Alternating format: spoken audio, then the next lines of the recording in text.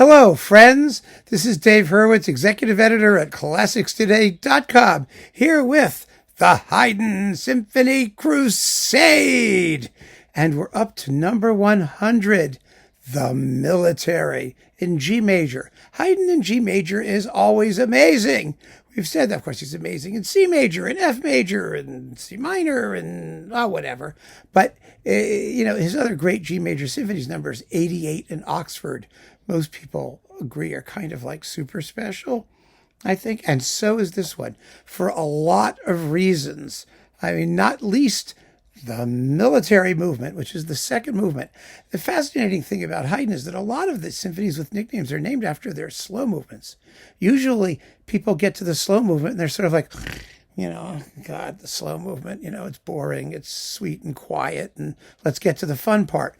Well, this is the fun part, Haydn's second movement, and we're going to take this discussion way out of order, because the military movement began life as something called a romance, believe it or not, in one of Haydn's concertos for Lira Organizzata that he wrote for the King of Naples, and who was like a tyrant and a despot and played this bizarre hurdy-gurdy-like instrument that Haydn later wrote a bunch of concertos for.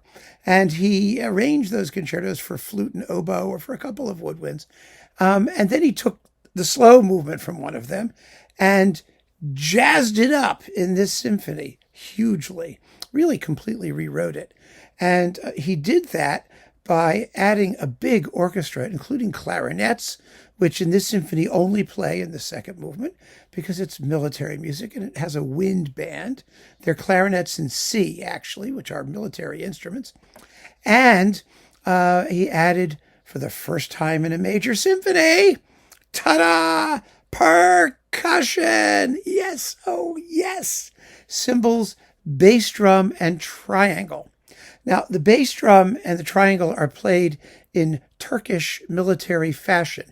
We heard something similar in Mozart's Abduction from the Seraglio. This type of music was famous to represent exotic subjects. Haydn is not using it for exotica. He's using it as the sound of war and military sonorities. And we need to keep a few things in mind. First of all, when the cymbals, bass drum, and triangle come in, the way that they're played is different from what we're used to today. The triangle keeps up a steady, jog trot tempo, a rhythm, chung chung chung chung chung chung chung chung, or a roll, something like that. And the bass drum is played with two sticks, one big one and a smaller one, or a ruta, which is a bundle of twigs you hit the bass drum case with.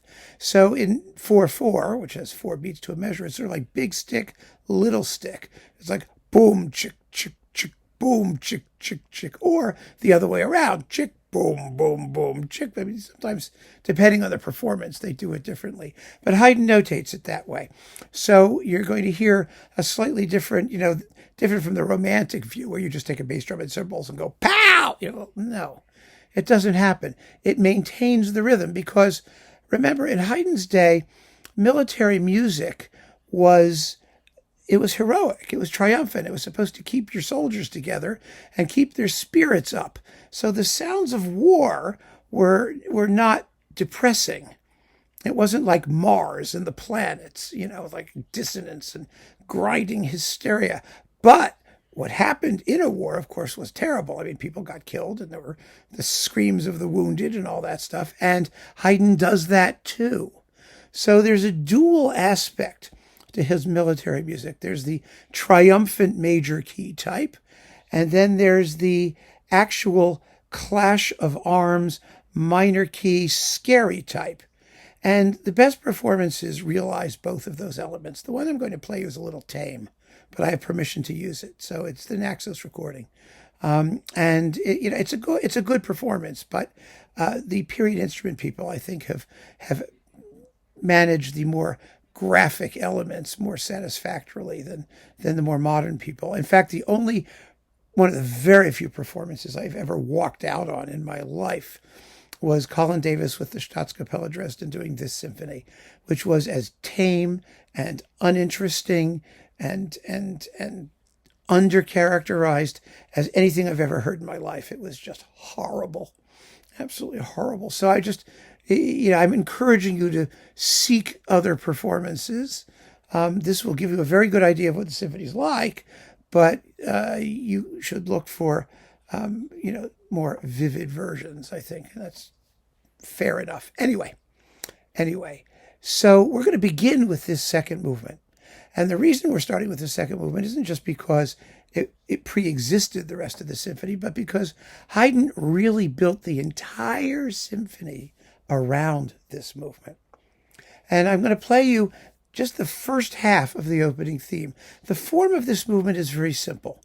It has a big, long theme in A-B-A form that falls in two halves, A section and then B-A. They're both repeated with different orchestration, first with the strings, then with all of the woodwinds. Then there's the war, the battle part of it anyway, the minor key section, which is grim and introduces the percussion for the first time. Then the initial section comes back, the major key section with the theme, and it alternates being played simply by the enlarged orchestra and wind band and the orchestra with percussion. So we hear that a bit in the more triumphant way. And then for the coda, the coda. The coda has a trumpet call, a real Austrian trumpet call, which actually also became the same trumpet call used at the opening of Mahler's Fifth Symphony. So, it's like serious stuff. And that's a funeral march.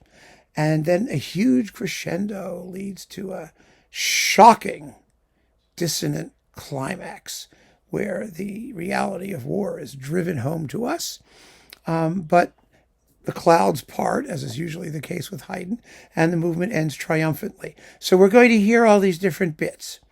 And I want you first to listen just to the first half of the opening theme, played initially by the strings and then by the woodwinds. And listen to the clarinets, particularly going boom, boom, boom, boom, doing the rising scale figures. It's a whole new sonority in the symphony orchestra, even before we get to the percussion.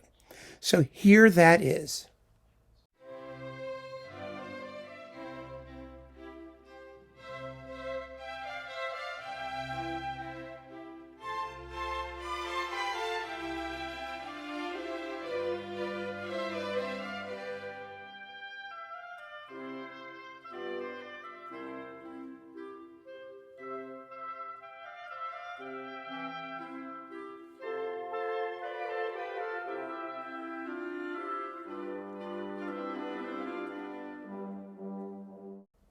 Now, this theme is really the motto for the whole symphony.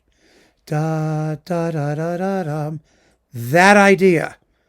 Just a little melodic turn, do, do, do, do, do, is going to be the hallmark of virtually all of the main themes in the symphony.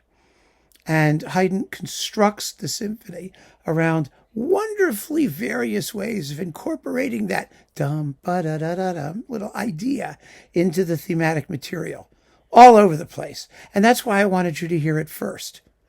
And you'll hear it constantly in this movement. It's all over this movement. It really is. So here is the minor key war business in the middle of the military movement, the militaire. The symphony with the militaire movement, it was called, actually. So here you go.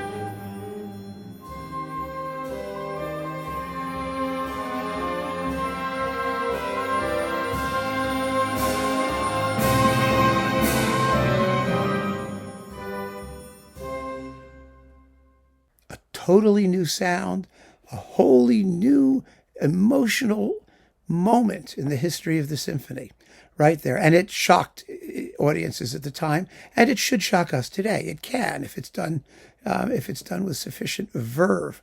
Actually, we have programs from some of the people who attended the premiere, and one attendee wrote about the symphony, very grand, but very noisy. And it was. Imagine a 60-piece orchestra in a room that seated about 800 people, playing this as loudly as they could. It would have been really, really, really powerful. So there's that. Then like I said, the triumphant version with and without percussion returns, the initial theme, and then the coda with the trumpet call, the huge timpani crescendo climax, and kerplooey. It's just, oh, it's wonderful. And finally the coda. So here is that moment.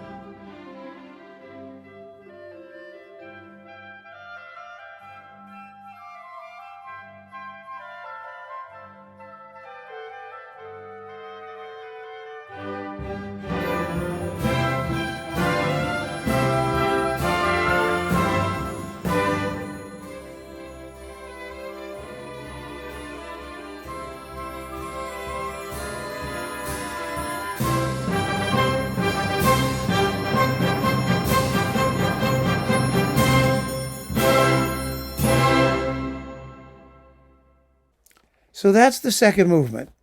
Now, as I pointed out, you need to keep in mind da da da da da da, or just da da da da da, just that melodic turn thing, like that, and you'll have really an awful lot of what you need to know as far as this movement goes. However, there is one other element in the music we just heard, and it's not a tune. It's not a motive. It's not any of those things, but it also characterizes much of the rest of the symphony very powerfully. Do you know what it is? Have you guessed? It's a dynamic. It's the crescendo.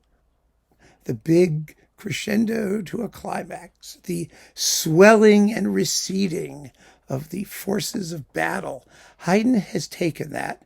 And this is also, really, it's a landmark in the history of symphonic writing. People don't realize it because we're just so used to hearing crescendos. It's a crescendo, big deal, right? Everyone does it. Not in Haydn's day. Haydn's very first symphony begins with a crescendo, you may recall, way back, number 1. And then it was unusual, and it was still unusual in Haydn's time. You don't hear crescendos in Mozart's last couple of symphonies very often, do you? I mean, maybe once in a while, but Haydn has taken the crescendo and made an individual motive out of it. And you're going to hear that as the symphony goes on. So we're going to start now. What we've gotten the military thing, and we've gotten the two main elements in the symphony to keep in mind. That little melodic turn, that curve, da, da, da, da, da, da, that thing. And then the crescendo, or the crescendo and diminuendo, that dynamic swells, dynamic changes, which are really, really characteristic and unique to this symphony. So, and which became, of course, common coin afterwards. Everybody did it because it was so effective. But Haydn, of course, did it first, and also best in the opinion of some, or among the best, let's put it that way. First among equals, that's the best way to say it. So with that in mind, we're going back to the first movement. Now, the first movement has a big, long introduction. And since we're doing everything backwards in this talk, we're going to listen to the introduction last as well. We're going to begin with the exposition. The exposition has a main theme. Da da da da ba da da da da da da da da dum ba da dum bum bum bum ba da da da dum bum bum. Note the melodic turns. quite a few of them actually, and it's just delightful. And there's a second subject. It's not a form with a first subject and a second subject. The second subject is anticipated by the first subject. The first subject goes dum ba da dum ba da dum bum bum bum ba da da dum bum bum. The second subject goes da da dum ba da dum bum ba da da dum. Ya da dum ba da dum ba da da dum ba da dum ba da dum bum ba da da dum. So it's da da dum ba da dum, just like we heard in that bit of the first subject, and then it ends with the turn. Da da dum ba da dum bum ba da da dum. Very, very cool, right? So we're going to play the whole exposition now with the wonderful first theme announced by flutes and oboes. It's like toy music, but it's woodwind solo. It's not the strings. The woodwinds are a timbre that will also figure very prominently in this symphony because it's a military symphony. It has an outdoors quality to it, even when it's not actively evoking the military aspect. So here is the exposition of the first movement.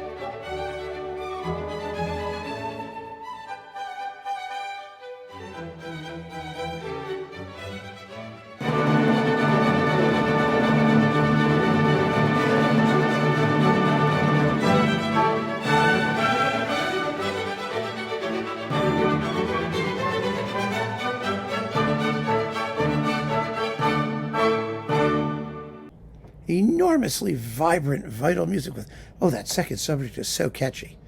Isn't it? Like incredibly catchy. So the development section is based almost entirely on the second subject. There's only one moment where we have a reflection of that first subject. It goes da da da ba da da da da with the melodic turn. But that second subject is the heart and soul of the development section, which contains waves of music in crescendo. Listen not just to the second subject, but listen to the dynamics. Listen to the crescendo, how the music recedes and swells. And yes, that's really, like I said, one of the main ideas in the symphony. And you've already heard a couple of them in the military movement. But Haydn is setting us up. And he sets us up in this development section very, very, very powerfully. So listen carefully, and here it is.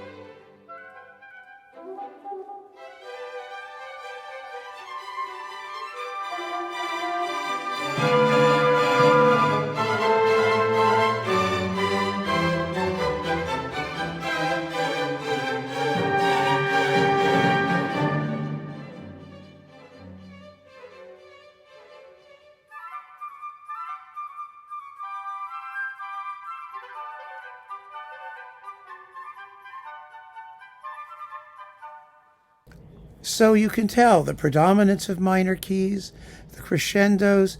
Remember what we just heard in the second movement. Haydn is shadowing, he's anticipating. It's absolutely splendid. And then in the recapitulation, excuse me, the recapitulation is incredibly condensed, unbelievably condensed, because Haydn goes straight from that first subject over to the second subject almost immediately, and then a shocking interruption.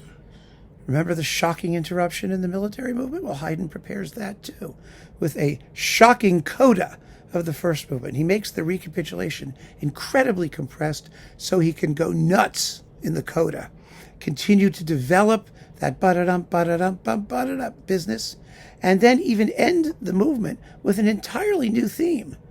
Ya-da-ba-dum-bum-ba-ba-dum-bum-ba-ba-da-ba-da-ba-dum-bum-ba.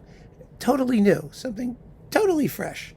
It's really virtuoso writing for the whole orchestra.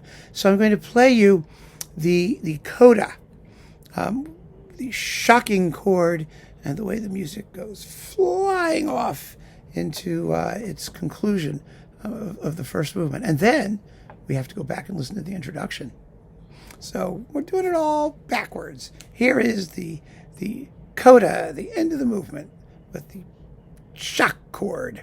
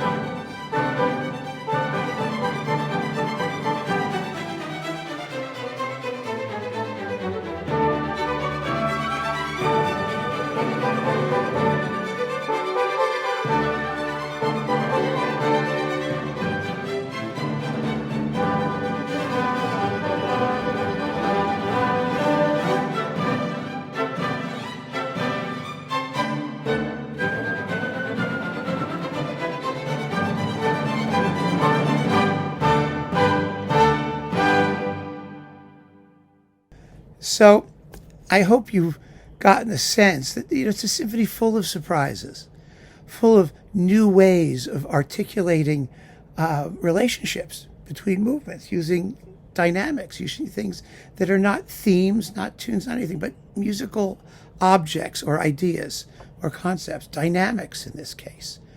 Really extraordinary, absolutely extraordinary. Now, the introduction is quite slow.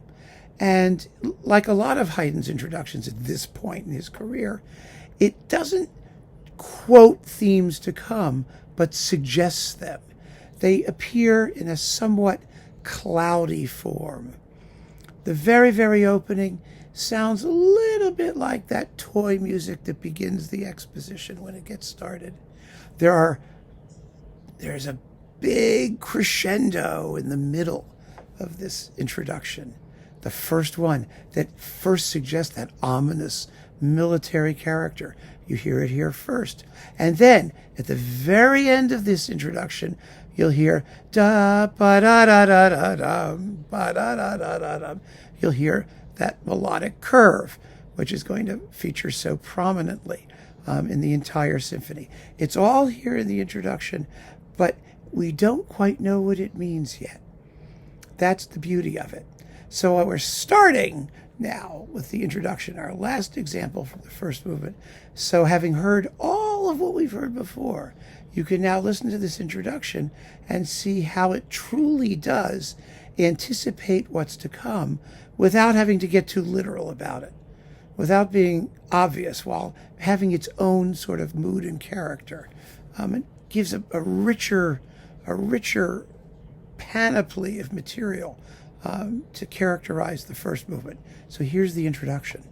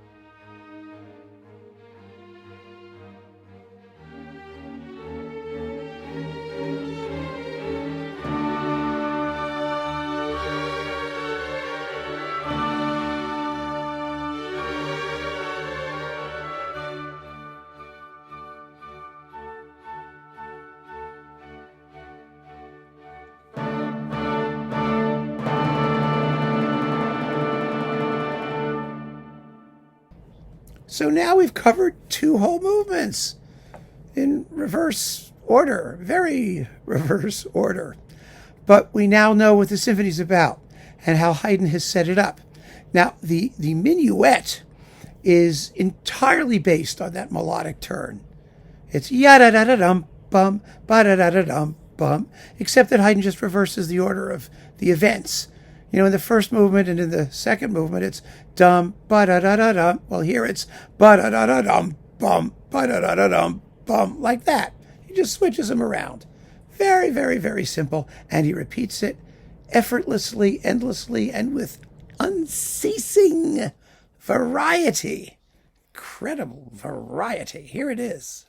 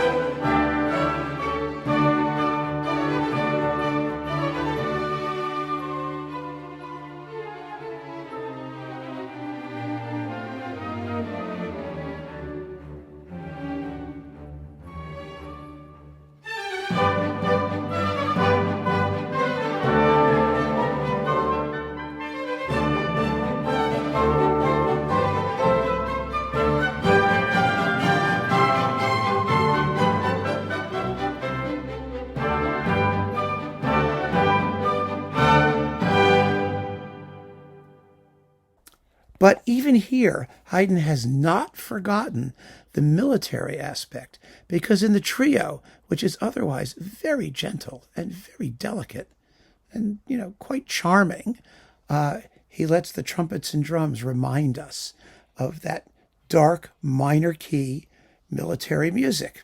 So I'm going to play you the trio, the second half of the trio, which returns to the first half of the trio. The trio is A, B, A. So I'm playing you B, A, that bit. It gives you all the material that is in the trio in the most convenient way. Listen for the trumpets and drums hammering away just for a moment. Just the shadow of that militarism comes back to haunt us.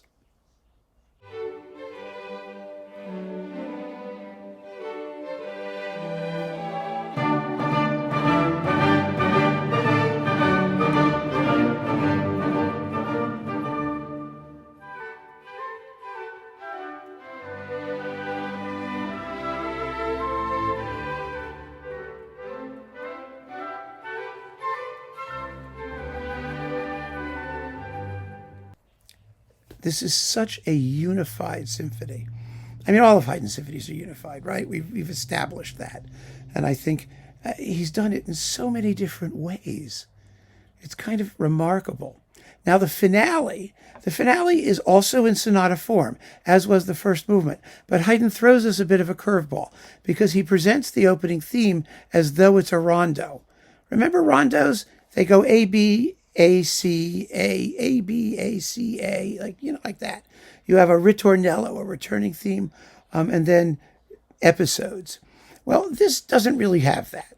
This exposition charts really pretty closely the exposition of the first movement, except that the opening theme is in 2 halves, both repeated, which is the way most rondos begin, but Haydn doesn't continue that way. There's motion music, and we hear this thing going all over the place, and then there's a true second subject, which we'll get to in a minute. The first thing I want you to be aware of is that the opening theme is yet another version of it's very close to the first movement exposition opening theme. It's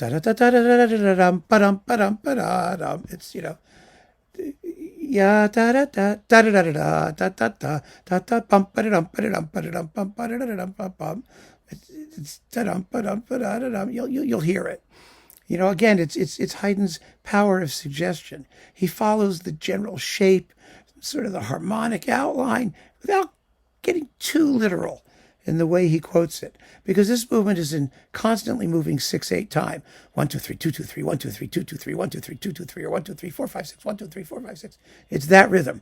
So the opening like that. It is actually that it's that melodic curve da da da da da dum from the second movement, or dum ba da dum ba da dum bum bum bum ba da da da dum bum bum from the first movement, and the minuet da da da da dum bum. So here it's da da da da da da da da dum. It's the same idea, only it's sort of melodicized and spread out a little bit in equal eighth notes. Similar enough. And I am going to play you the exposition leading into the beginning of the development, because the beginning of the development has an absolutely fabulous timpani solo, which you just have to hear. So here is the exposition.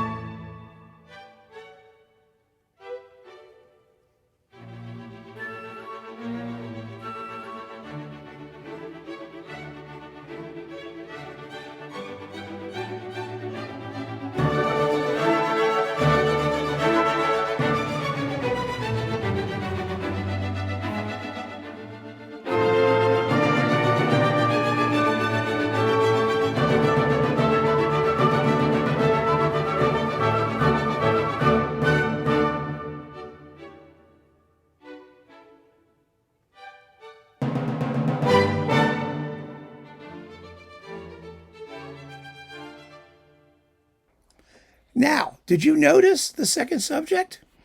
It's very slender.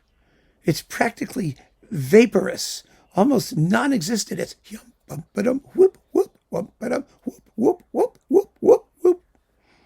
That's what it does. Here it is. I just want to listen to this.